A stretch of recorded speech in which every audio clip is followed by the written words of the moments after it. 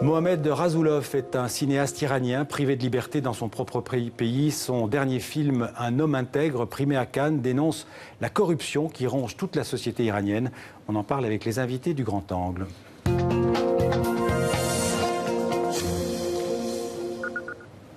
Et d'abord, pour évoquer Mohamed Rasoulov, Michel Alberstadt, bonjour. Bonsoir. Vous êtes la distributrice en France du film Un homme intègre.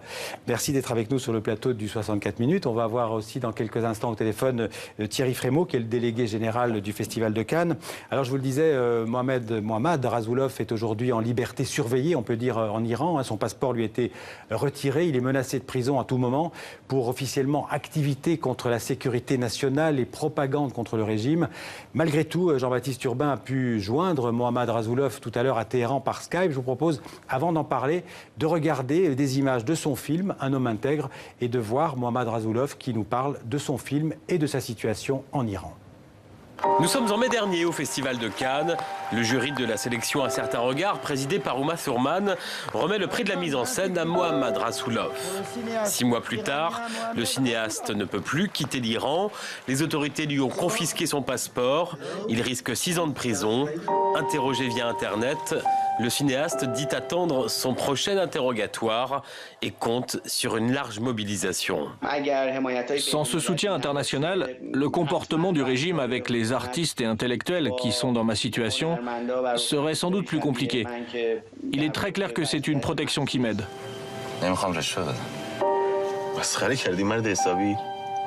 Un homme intègre, c'est l'histoire de Reza, un éleveur de poissons rouges.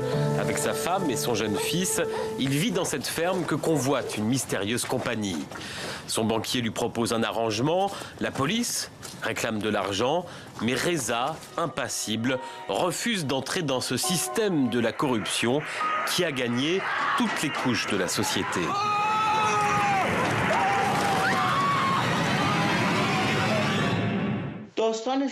Le sujet principal du film, c'est la critique d'un système hypocrite qui se reproduit à l'échelle individuelle dans toute la société. Cette décadence, cette vulgarité que l'on voit dans le film à tous les niveaux de la société découle de celle du pouvoir. Si vous voulez vivre dans cette société, vous n'avez d'autre choix que de reproduire la corruption à votre échelle. Filmé comme un western avec un scénario à l'épilogue glaçant, Un homme intègre est aussi le portrait d'un homme seul, avec ses convictions. Un homme accusé d'atteinte à la sécurité nationale, c'est précisément l'une des charges retenues contre Mohamed Rasoulov par Téhéran. C'était prévisible de se retrouver en tant que cinéaste dans la même situation que mon personnage. Quand vous portez la critique au-delà d'un certain seuil en Iran, vous devez vous y attendre.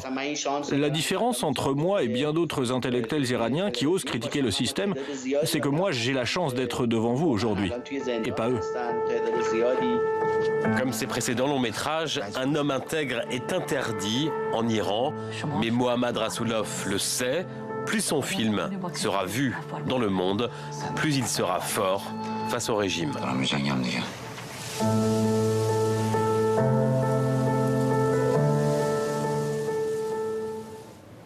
On va parler du film, la qualité du film dans un instant, mais d'abord quelques questions sur l'Iran et d'abord sur Rasoulov. C'est important, j'imagine, c'est fondamental même de parler, de donner la parole comme on l'a fait et que vous parliez de ce film. Lui m'a chargé de propager le fait qu'il était enfermé chez lui en me disant la seule chose qui peut me tuer c'est le silence. Ouais. Souvent je lui dis mais Mohamed, quand on fait des Skype, t'es sur écoute, on a fait une avant-première avec le Forum des images, on a parlé pendant une demi-heure et ça lui est égal, tout ce qu'il veut. En même temps ça le protège aussi. Absolument, il en est persuadé. On a lancé une pétition, on l'a imprimée dans Le Monde et quand il a vu la pétition il m'a dit ça, tout le monde lit Le Monde en Iran. Donc au contraire, lui ce dont il a peur c'est qu'on se taise. Alors c'est un film, on l'a compris, sur la corruption en Iran, je disais qu'il gangrène en fait toute la société iranienne à tous les étages.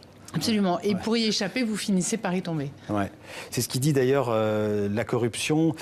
Non, il le dit en tant que réalisateur dans le dossier de presse. Il dit la peur du pouvoir entraîne une identification à ce même pouvoir. Il cite, là, je crois, un sociologue américain. C'est une sorte de cercle vicieux en fait de la corruption, qui n'est pas que financière. D'ailleurs, on le voit dans le film. Hein. Absolument. Ouais. Donc il y a la corruption, mais il lui dit que les autres choses qui embêtent les autorités iraniennes dans le film, c'est que d'abord que le héros se fabrique une espèce d'eau de vie, une espèce de jus de pastèque alcoolisés, ce qui est rigoureusement interdit. Ouais. Et la troisième chose, c'est qu'il y a une non-musulmane à laquelle on refuse la sépulture dans un cimetière musulman. Et ça aussi, c'est quelque chose qui est totalement tabou pour les autorités iraniennes. Alors, on va rejoindre, comme je le disais, Thierry Frémaux, donc, qui est le patron, le délégué général du Festival de Cannes, qui est avec nous par téléphone depuis Lyon, je crois. Bonjour, bonsoir Thierry Frémaux, merci d'être avec nous. Alors, les films de Mohamed Rasoulov ont été souvent sélectionnés à Cannes, 3 fois, je crois, en 2011, 2013 et 2017. C'est aussi le rôle d'un festival comme le vôtre, comment dirais-je, de parler, de protéger d'une certaine manière un cinéma et des cinéastes qui sont en danger dans leur pays. Oui, alors c'est le rôle du festival et des festivals de faire ça. Mais notre premier travail, c'est de montrer des bons films. Et Mohamed Rasoulov est un très très bon cinéaste. C'est d'ailleurs aussi ce qui doit gêner les autorités iraniennes. C'est que, comme ça a été dit, le film est presque comme une sorte de western. D'ailleurs, il a une structure narrative qui fait penser à quelque chose qui verrait un Gary Cooper seul contre tout le monde.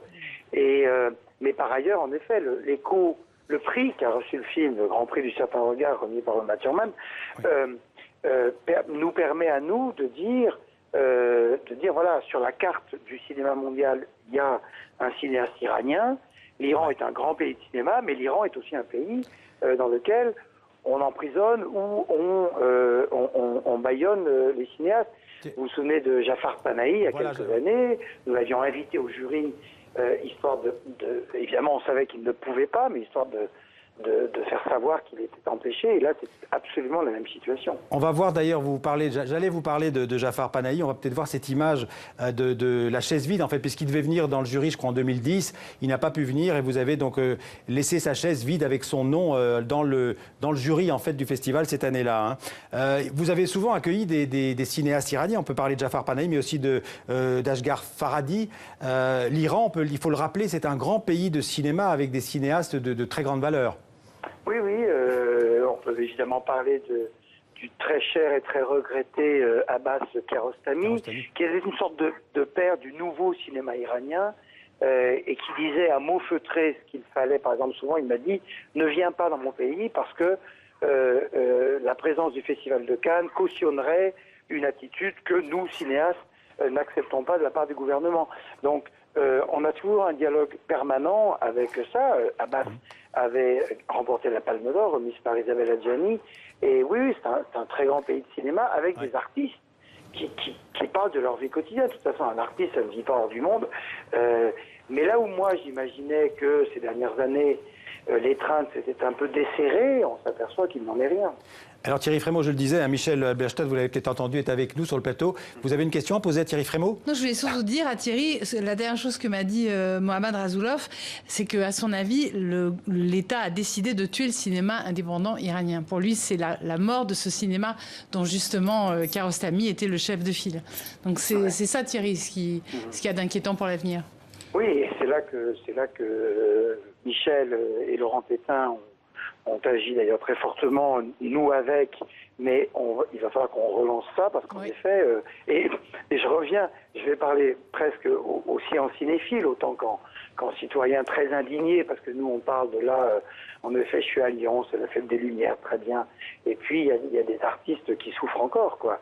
Et en même temps, il y a une voix iranienne, il y a une voix VOIE, il y a une façon de faire du cinéma en Iran qui est très précieuse pour le cinéma mondial. Il faut voir comment Martin Scorsese s'intéresse à ce pays-là, comment il était copain avec Kiarostami, comment il a vu le film de Rasoulov, comment il s'intéresse à tout ça. Le film de Rasoulov, les gens qui nous écoutent, il ne faut pas qu'ils pensent qu'ils vont aller voir un film un peu ennuyeux, très auteur, etc. Pas du tout, c'est un film tout à fait plein d'énergie et c'est du grand cinéma.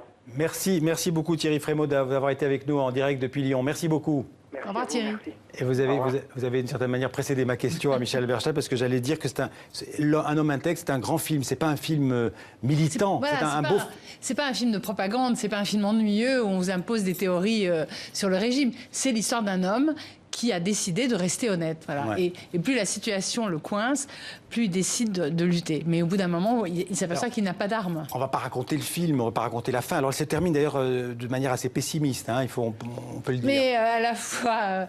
sans le raconter d'une certaine manière. En fait, il va se retrouver pris dans la corruption sans l'avoir voulu. Et obligé en fait de l'assumer lui-même. Voilà, de l'assumer. On ne va pas en dire plus. Alors j'imagine que le tournage n'a pas été simple dans un pays. En fait, ce qui s'est passé, c'est que d'abord, il a eu beaucoup de mal à trouver des acteurs, puisque à la lecture du scénario, la plupart des acteurs se disaient mon Dieu, je ne veux pas être mêlé à ça. On va les citer peut-être les deux principaux, Reza Aglaguirad et Soudabé qui joue donc Reza, lui, et Addis, c'est sa femme. C'est son épouse donc qui, depuis le tournage du film, ne peuvent plus tourner. Voilà. Donc ils sont directement impactés par le... Voilà, Razulov ne sait pas s'ils sont déjà interrogés, mais en tout cas, ils constatent que c'est le dernier film qu'ils ont fait, et l'un et l'autre, alors que c'est des acteurs qui travaillaient tout le temps. Et sur le tournage, alors... Et sur le tournage, donc il est parti tourner vraiment dans une région très reculée, très loin de Téhéran, pour être sûr que personne n'irait sur son tournage vérifier ce qu'il faisait. Parce qu'il faut savoir qu'il est obligé de déposer un scénario pour pouvoir tourner en Iran. Et il a déposé un scénario beaucoup plus optimiste que ce qu'est le film. Donc il a un peu triché sur le scénario et il a amené ses acteurs dans un coin vraiment reculé du pays. Et c'est d'ailleurs ce qu'il fait généralement. Et là, il voulait partir en repérage pour le prochain film. Il ne peut évidemment pas bouger de chez lui puisqu'il a été interrogé et qu'il doit être prêt à répondre dans l'heure qui suit le coup de fil au prochain interrogatoire, dont on ne sait pas quand il va arriver. Alors le film, on l'a dit, ne sera évidemment pas diffusé en Iran. Non. Ouais. Il vient de sortir en France. Il vient de sortir mercredi en France, il va sortir en Allemagne, en Belgique, en Suisse. Il sort en Belgique la semaine prochaine, en Suisse, il sort en Allemagne début d'année 2018. Mais ce que je voulais dire surtout... Vous avez du mal à le distribuer dans les pays étrangers ou... Écoutez, moi je ne le vends pas, moi je l'ai acheté pour la France. Oui, il y a beaucoup de pays qui hésitent. Non, ce que je voulais dire, c'est que Razulov a mis sa femme et sa fille à l'abri. Elles sont en Allemagne où sa fille suit des études. En fait, lui est en Allemagne, il est rentré en Iran et on ne l'a pas laissé repartir. Voilà, et...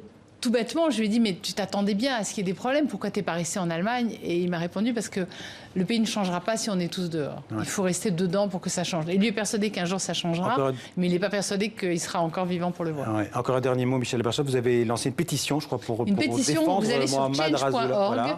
Vous tapez Razulov pétition, vous allez arriver directement sur le site, il vous suffit de cliquer, vous n'avez pas besoin de mettre votre nom si vous voulez que ça reste anonyme, vous n'êtes pas obligé de vous identifier. Voilà, on a lancé cette pétition il y a 1 mois et demi. On a déjà 15 000 signatures. Je vous appelle vraiment tous à la signer parce que chaque voix compte pour aider Razulov à tenir. Merci beaucoup. Je rappelle donc Un homme intègre. Dans les salles. Vraiment, allez le voir. C'est un super beau film. Merci d'être venu nous en parler et au-delà du cinéma iranien dans son ensemble. Merci beaucoup. Merci à vous.